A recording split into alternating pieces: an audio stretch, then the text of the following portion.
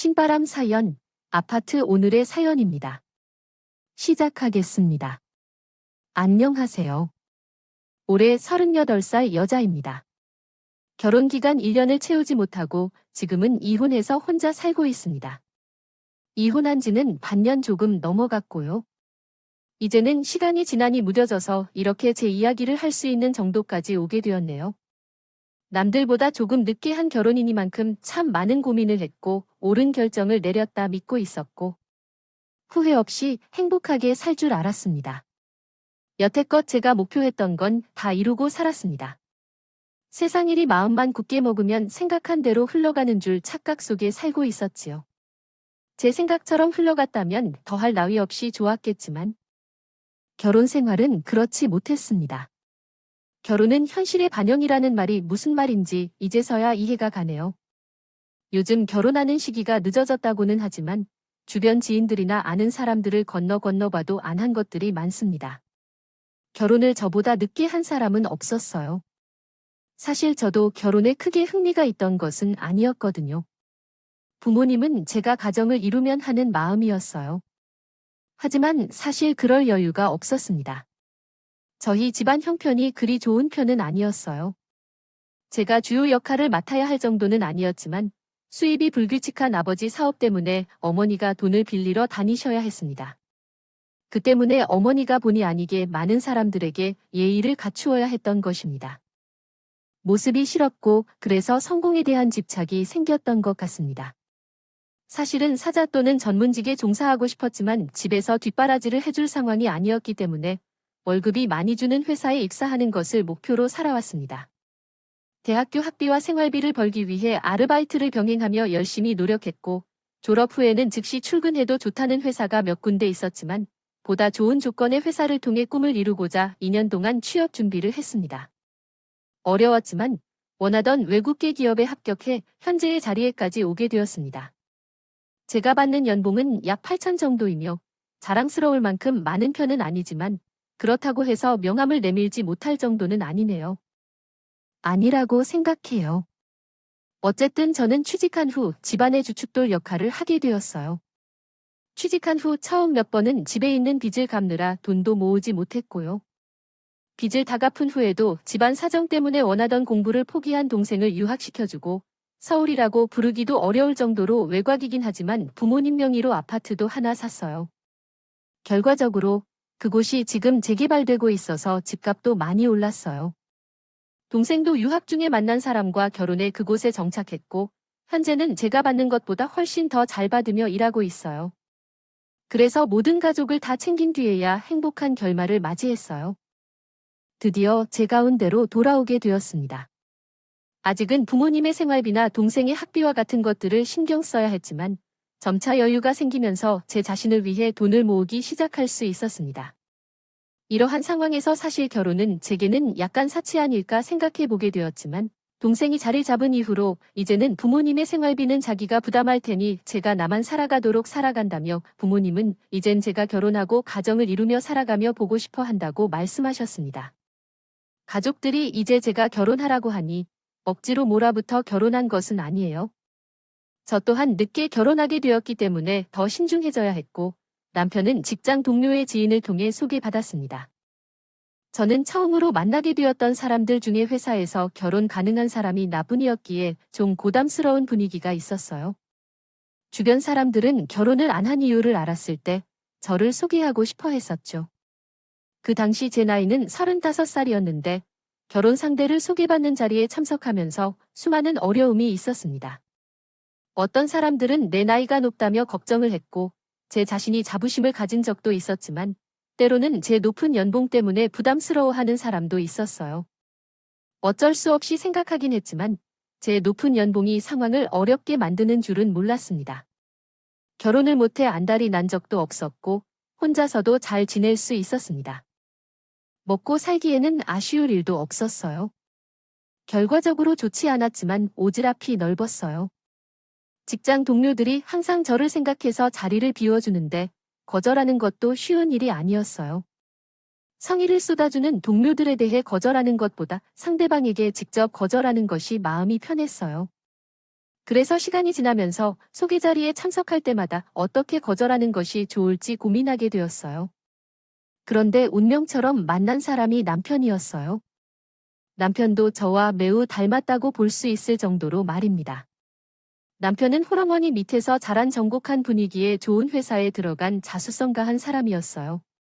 가족을 책임져야 하는 이유로 홍기를 놓친 것부터 출발하여요. 어머니가 아들이 장가 가려는 것을 염원한다면 직장 동료들이 도와준다면서 함께 말했습니다. 그러자 혼사자리로 마주친 것들 중에 이 사람 저 사람을 만나면서 이상한 곳에서 서로 생각조차 못했던 공통점을 발견하게 되었죠. 이런 인연이 시작되어 1년 조금 덜 된 연애 끝에 결혼을 하게 되었습니다. 연애하면서 적이 거의 없이 잘 맞고 딱 맞는 것이 결혼을 선택하는 데 큰 역할을 했지만 우리 어머님들이 워낙 좋은 신랑이 나타났을 때 바로 결혼하라고 대충 집에서 그랬어요. 그래서 연애 기간이 짧게 되었습니다. 40을 넘기 전에 결혼하는 것이 더 좋을 것 같았고 결혼 준비도 어려움이 없었어요. 서로가 이미 직장에서 자리를 잡았기 때문에 결혼 비용은 제가 더 많이 부담하고 너는 덜 부담해서 다툴 일도 없었죠. 게다가 우리 부모님들의 경제적 능력이 부족해서 결혼 후에는 우리가 각자 벌어온 돈으로 자신들의 부모님을 챙기기로 약속했기 때문에 이 부분에서도 의견 차이나 다툴 것이 전혀 없었어요. 결혼 생활은 정말 즐겁고 행복하다고 생각했고 연애할 때도 매우 행복했었기 때문에 결혼한다면 어떨지 궁금했습니다. 제 어머니처럼 가정을 이루고 제 삶을 살고 싶었죠. 동료들이 우리 결혼을 축하해주기 바빴습니다. 남편과의 소개 자리를 주선해준 동료 직원은 결혼까지 골인했으니 나중에 크게 한턱 쏘라면서 노수라도 떨었고요. 그렇게 모두의 축복 속에서 결혼하게 되었는데 이렇게 1년 만에 이혼나게 될 줄은 정말 아무도 생각지도 못한 일이었을 거예요. 저조차도 일이 이렇게 될 거라고는 꿈도 꾸지 못했거든요. 양가 어머니들 등살에 결혼식을 빨리 진행하는 바람에 신혼집도 구하지 못한 상태에서 결혼을 하게 되었습니다. 그래도 그나마 제가 월세로 쓰고 있던 오피스텔이 거실에 방 하나가 딸려있는 구조라서 일단은 남편이 그 시간을 활용해서 새 오피스텔을 알아보더라고요. 집으로 같이 들어오기로 했었는데 당시 남편도 혼자 자취하는 곳이 있었고 아직 계약 기간이 남아있는 상황이었어요. 그곳은 그냥 대학가에 있는 원룸 같은 곳이라서 저랑 같이 지내기에는 공간이 여의치 않았어요. 정말 1인 가구를 위한 구조였고요. 그런데 아무래도 남편이 제가 지내는 곳으로 오면 출퇴근에 걸리는 시간이 길어지기 때문에 여러모로 불편해졌어요. 그래서 결혼식을 올렸는데도 불구하고 각자 자취하던 곳에 살게 되는 웃지 못할 상황이 일어나고 말았습니다. 어쩔 수 없는 특수한 상황이라 이해 못할 상황은 아니었어요. 물론 저희 집에 와서 같이 지냈으면 그 당시에는 신혼집을 알아보느라 퇴근 후에 인터넷을 뒤져보면서 손품을 팔며 즐거운 시간을 보냈을 것 같아요. 길 위에서 몇 시간을 보내게 해서 미안해서 빨리 들어오라는 말을 못 드렸어요. 그래도 회사에 안 가는 주말마다 신혼집을 찾아서 다니는 것도 즐거웠는데 어느 날 남편이 심각한 표정으로 저와 신혼집에 대해 이야기하고 싶다고 했어요. 그래서 무슨 일이 있는지 알아보기 위해 그 이야기를 들어보았죠. 남편의 제안 덕분에 짧은 시간이긴 하지만 다퉜던 적이 없었지만 이번에 처음으로 의견이 충돌하게 되었습니다. 그러다가 어느 날 남편이 갑자기 시댁 근처에 신혼집을 구하는 게 좋다고 말했어요. 저는 확인해보면서 그의 생각을 이해하지 못했죠. 시댁과 가까이 살기는 좋겠지만 저도 잘 알다시피 시댁의 위치가 원래부터 신혼집을 찾고 있던 우리가 생각했던 지역과 많이 다르던 거예요. 게다가 신혼집이 시댁에 가까울수록 더 멀어질 수밖에 없어요. 하지만 그렇다고 거부감이나 싫음을 느끼는 건 아니에요. 사실 당시엔 어디에 살 것인가가 중요한 문제인지도 모른 채로 있었어요. 아니었어요. 친정이 멀어지고 있다는 것인데요. 애초에 제가 혼자 떨어져 나오고 자취하는 곳을 생각해도 친정과는 한참 떨어진 곳에 있었거든요. 그래서 친정과 멀어지는 것이 제게는 고려할 상황이 아니었어요. 시댁에 가깝게 살던 친정 또는 신혼집 위치가 좀 더 효율적일 것으로 생각했었기 때문에 남편의 말 한마디도 이해가 되지 않았습니다. 제가 현재 사는 집으로 들어와 사는 것을 거절했는데 지금 당장 출퇴근으로 인해 시간이 더 길어져 원치 않아서 거절을 했는데 이후에 시댁 근처로 집을 옮긴다면 제가 현재 살고 있는 지역에서 남편의 회사까지 출근하는데 걸리는 시간보다 더 많은 시간이 걸리게 될 거예요. 특히 대중교통을 이용하여 출퇴근하고 있는 상황을 고려할 때 환승 같은 것을 고려하면 훨씬 더 복잡한 상황이었습니다.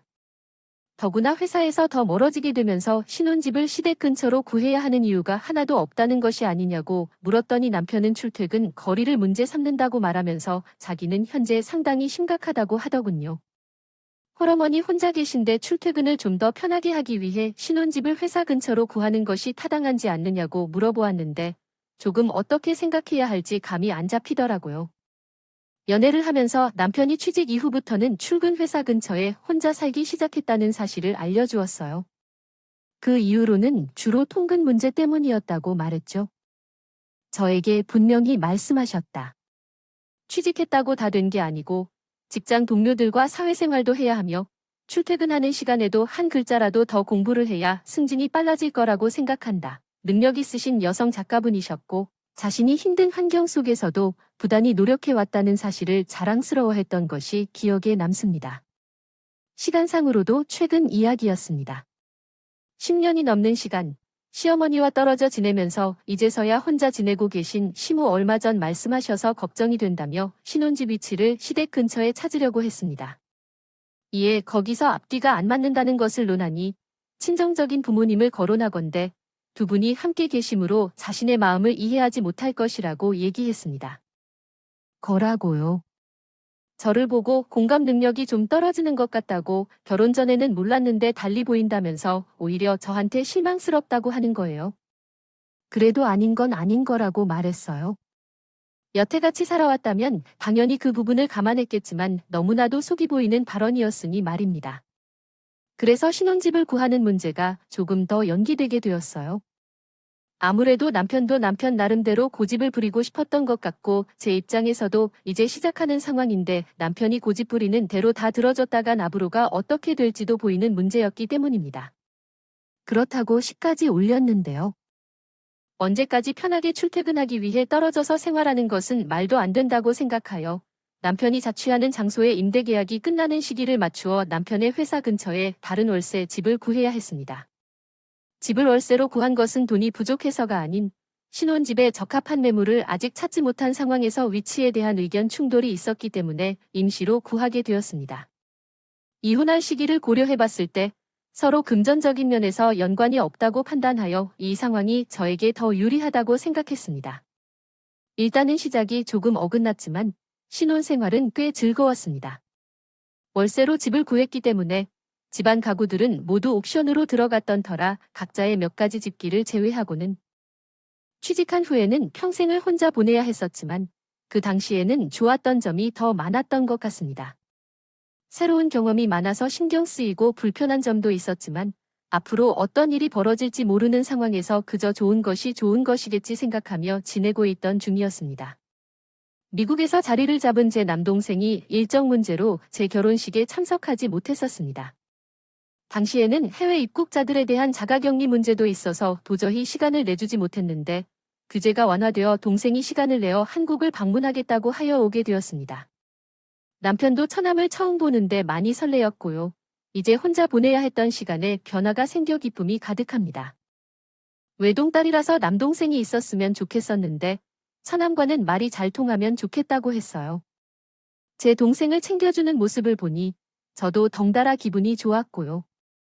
그러나 동생 덕분에 사건이 크게 터지고 말았습니다. 처음에는 둘이서 엄청 잘 맞는 것처럼 보였어요. 동생도 미국에 나가서 넉살이 좋아졌는지 몰라보게 부침성이 좋아져 있었고 두 사람이 매형 최고, 처남 최고라며 의기투합을 했습니다. 그리고 자연스럽게 처음 만난 자리가 술자리로 이어지게 되었고 제 동생이 술을 마시면 그렇게 말이 많아지는 사람인 줄은 몰랐지만요. 술을 마시고 각종 이야기를 나누다가 대부분의 이야기가 제가 고생하여 가족들에게 먹여 살린 이야기였어요. 제가 가정에서 중요한 역할을 했던 것이지요. 남편도 그 사실을 알고 있었습니다. 지금은 동생이 저보다 더 잘 벌고 있어서 부모님의 생활비나 그런 것들을 책임지고 있긴 하지만 말이죠. 그러나 대화가 깊어지면서 동생이 남편에게 이런저런 얘기를 하다가 친정 부모님이 계신 집이 내가 마련해준 것이었다는 사실을 언급한 적이 있었어요. 제가 할 수 있는 일은 다 했으니까요. 지금은 멀리 떨어져 살고 있지만 경제적으로는 스스로 책임지겠다고 했어요. 남편을 안심시키려고 한 말인 것이었지만 남편은 그 사실을 듣고 표정이 딱 변했어요. 저는 옆에서 술을 마시지 않고 자리를 지켰는데 남편의 분위기 변화를 느끼게 되었고요. 이렇게 종교 들었을 때 집으로 돌아가는 길이었죠. 하지만 술자리에서는 이야기하지 않은 것을 집에 도착하자마자 남편이 대본 이야기를 꺼내더군요. 장인, 장모님 집을 제 돈으로 샀다는 것을 왜 말하지 않았느냐고요. 숨길 의도는 없었고 아무래도 제 입장을 이야기한 걸로 생각하지만 남편과의 사이에 문제가 될 것으로 생각하지 않았습니다. 그래서 그런 이유로 친정 부모님의 집을 사들인 시기는 벌써 몇 년 전 이야기고 오히려 집값 같은 것을 생각해보면 투자 성공한 것과도 같았습니다. 거기에 명의는 당장 부모님 명의로 되어 있었지만 나중에 부모님이 돌아가시면 동생에게 돌아가는 것 없이 오롯이 전부저가 받게 되는 상황이었으며 장기적으로 보면 우리 재산이었기도 했고요. 또한 가장 중요한 것은 남편과 결혼할 때 아직 신혼집도 구하지 못한 상황에서 남편이 모아놓은 돈이나 제가 모아놓은 돈에 큰 차이가 없었기 때문입니다. 아직 집도 없고 혼수고 뭐고 결혼식 비용 말고는 크게 돈이 들어가는 것도 없었기 때문에 월세로 살고 있는 집도 각자 따로 사던 집에 있던 보증금을 묶어서 처리한 상태였으니 말입니다. 친정 부모님 집은 결혼하기 훨씬 전에 해드렸던 거고 어차피 반반 결혼한 건데 문제될 게 뭐가 있느냐고 하니 저보고 또 이기적이라는 겁니다. 너는 장인, 장모 노후 준비까지 다 해줬으면서 신혼집 시댁 근처에 구하는 걸 반대를 할 수가 있느냐는 거예요. 라는 거예요. 제 입장에서는 도무지 남편이 무슨 말을 하는 건지 이해가 가지 않았습니다.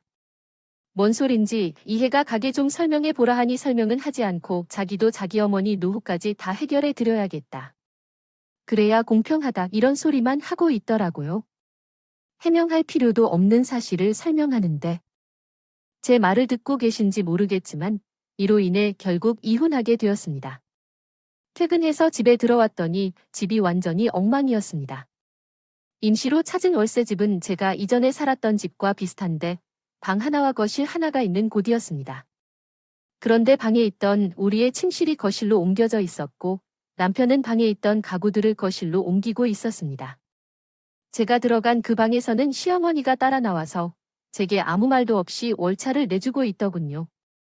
시어머니를 모시고 와서 제가 회사에 있는 동안 집을 마음대로 해놓았다고 하는데 어째서 이런 일이 발생했는지 남편 시어머니 모두에게 이유를 물었지만 남편은 시어머니에게 거실을 사용하라고 하는 바람에 그렇게 된 것 같습니다.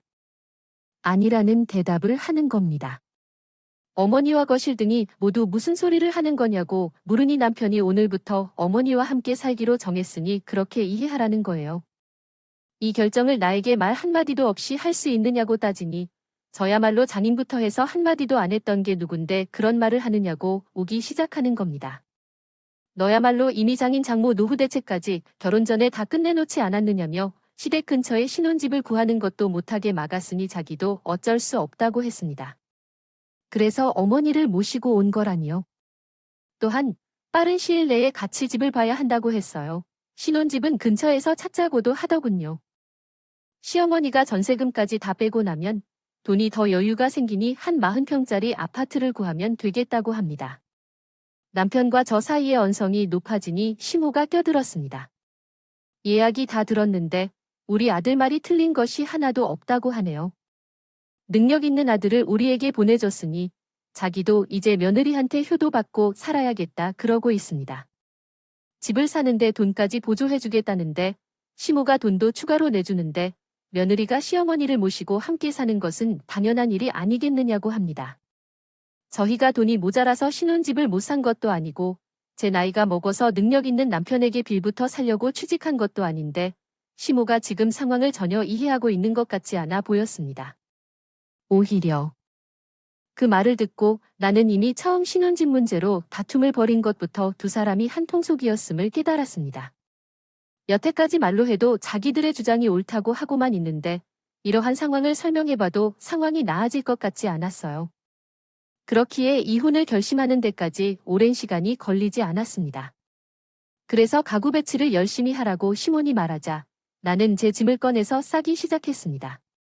시몬은 그런 내 모습을 보고 생쇼를 한다고 혀를 차더군요. 집을 나갈 것이라면 누가 두려워할까요? 그 나이에 이혼까지 하면 앞으로 너를 받아줄 집안이 있을까요? 그냥 이제 상황을 파악하고 자기 모시고서 살면 좋겠다고 했었죠. 며느리의 도리를 다 알 수 있어요. 혼자 살았으면 혼자 살았지. 이런 꼴을 보려고 결혼한 거 아니라고 딱 잘라 말했습니다. 어차피 제 짐이라 해봐야 옷 같은 거 몇 개 말고는 챙길 것도 없어서 짐 싸는데 시간이 그렇게 오래 걸리지도 않았어요. 제가 짐을 싸들고 나가는 순간까지 큰 소리를 지르다가 문을 닫고 나가니 그제서야 똥줄이 타기라도 시작했는지 남편이 쫓아나와서 진짜 이럴 거냐고 하더라고요. 뭐가 그럴 게 다 있냐고. 어차피 지금 우리 사이에 이 집에 월세 보증금 말고 처리할 게 또 없는 게 다행이라고 했습니다. 니네 엄마가 전세 보증금을 들고 온다니 그 돈에서 내 돈 들어간 만큼만 보내주면 저도 길게 안 끌겠다고 딱이었습니다. 잘라 말했습니다. 애초에 우리는 신혼집 문제로 서로 청약 문제도 있었고 그래서 혼인신고도 안 올려놓았습니다. 한국에 갈라서는 것이 뭐가 어렵겠느냐고 했죠. 남편은 제가 설마 진짜 이혼까지 하겠나 싶었던 것으로 보입니다. 하지만 저는 남편이 시어머니를 모시고 사는 것을 철회한다 해도 다시 합칠 생각이 없을 정도로 마음을 굳혀놓은 상황이었습니다. 시간이 지나도 제가 아무 연락도 없으니 남편이 참다 못해 먼저 연락을 해왔어요. 내 돈을 돌려달라고 전화했던 건 아니더라도 그냥 끊으라고 했죠. 그리고 돈을 줄 때 지연이 생기면 법적인 절차를 밟을 테니 스스로 처리하라고 했습니다. 이혼이라고 해야 할 정도로 갈라지는 것 말고는 다른 선택이 없었으니 사실입니다. 어렵지 않았어요. 저는 그냥 그 집 구석에서 짐을 싸들고 나온 순간 이혼한 것과 똑같았던 상황이었어요. 하지만 이혼은 자랑거리가 아니니 회사에서는 이 사실을 특별히 말하지 않았습니다. 주변에서 근황을 물어보면 대답 없이 회피하는 것만 했죠. 그렇게 해서 6개월이 지났고 최근에 남편과의 만남을 주선해준 직장 동료가 시간이 괜찮냐며 조심스럽게 연락해왔어요. 얼마 전에 남편을 만나 나의 진짜 소식을 들은 것 같다며 놀리려고 하는 게 아니겠죠. 그 이야기를 들은 후에 사과를 먼저 받았어요. 그래서 그냥 넘어가려고 했어요. 하지만 주변에서 제 남편이 심호봉양하게 하고 대리호도 바라는 사람이라며 그런 사람일 줄은 제가 몰랐다고 해서 대신해서 시원하게 욕 한마디 해주고 왔어요. 또한 남편의 근황에 대해서 얘기해주더라고요. 별로 궁금하지 않아서 자리를 떠나려고 했는데 내버려 둘 수 없게 하던 그 사람이 남편과 재결합할 생각은 없냐고 물었습니다. 무슨 소리야? 라고 했더니 두 사람이 너무 잘 어울렸다고 해서 그게 참 아쉬워서 그래. 라고 하더라고요. 시어머니랑 남편은 다시 분가를 했고 이제 자신이 잘 타일러놨으니 시어머니와 함께 살 일은 없을 거라고 합니다. 그렇지만 이 말을 전해주니까 그림이 퍼즐처럼 딱 맞춰지기 시작했어요. 단지 봐도 제가 남편과 다시 재결합하고 싶다는 의사를 품고 있는 것 같아요. 시어머니와 만난 게 아니에요. 시어머니 말씀대로 아들이 이제는 자기 뒷바라지 해줄 만큼 능력도 생겼겠죠. 이제 며느리에게 수받아가며 편안하게 노후를 보낼 계획이었을 거예요. 처음에는 신혼집을 시댁 근처로 찾아서 오며 가며 며느리에게 효도받다가 온 가족이 함께 사는 계획이었겠죠. 그러나 처음부터 제가 반대한다고 하니 은근히 말도 안 되는 이유를 들고 몰래 학과를 찾아봤었던 것이죠. 하지만 이건 뭐 시작도 하기 전에 며느리가 짐 싸서 나가버리니 며느리에게 호감할 줄 알았는데 이건 뭐 팔자에도 없는 아들의 뒷바라지를 하려는 능력이 생겨서 얼마나 어려웠을지 상상이 가요.